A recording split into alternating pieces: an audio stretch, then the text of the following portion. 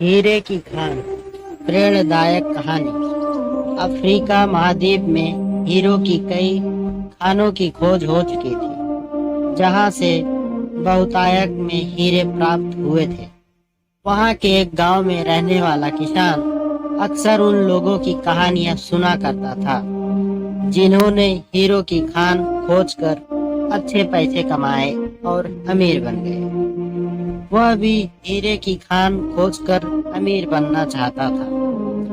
एक दिन अमीर बनने के सपने को साकार करने के लिए उसने अपना खेत बेच दिया और हीरो की खान की खोज में निकल पड़ा। अफ्रीका के लगभग सभी स्थान छान मारने के बाद भी उसे हीरो का कुछ पता नहीं चला। समय गुजरने के साथ उसका मनोबल गिरने लगा। उसे अपना अमीर बनने का सपना टूटता दिखाई देने लगा।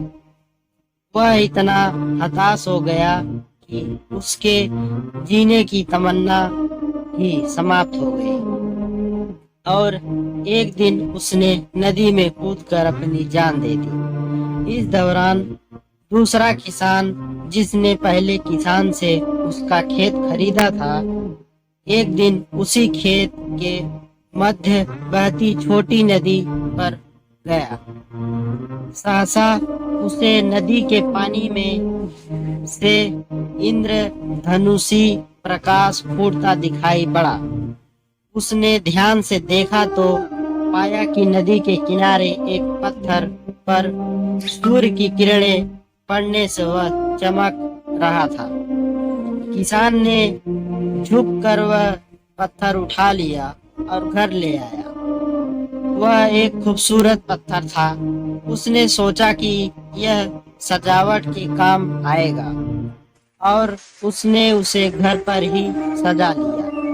कई दिनों तक वह पत्थर उसके घर पर सजा रहा। एक दिन उसके घर उसका एक मित्र आया। उसने जब वह पत्थर देखा तो हैरान रह गया। उसने किसान से पूछा, मित्र, तुम इस पत्थर की कीमत जानते हो? किसान ने जवाब दिया, नहीं, मेरे ख्याल से ये हीरा है, शायद अब तक खोजे गए हीरो में सबसे बड़ा हीरा। मित्र बोला। किसान के लिए इस बात पर यकीन करना मुश्किल था। उसने अपने मित्र को बताया कि उसे यह पत्थर अपने खेत की नदी के किनारे मिला है। वहां ऐसे और भी पत्थर हो सकते हैं। दोनों खेत पहुंचे और वहां से कुछ पत्थर नमूने के तौर पर चुन लिए। फिर उन्हें जांच के लिए भेज दिया। जब जांच रिपोर्ट आई तो किसान के मित्र की बात सच निकली।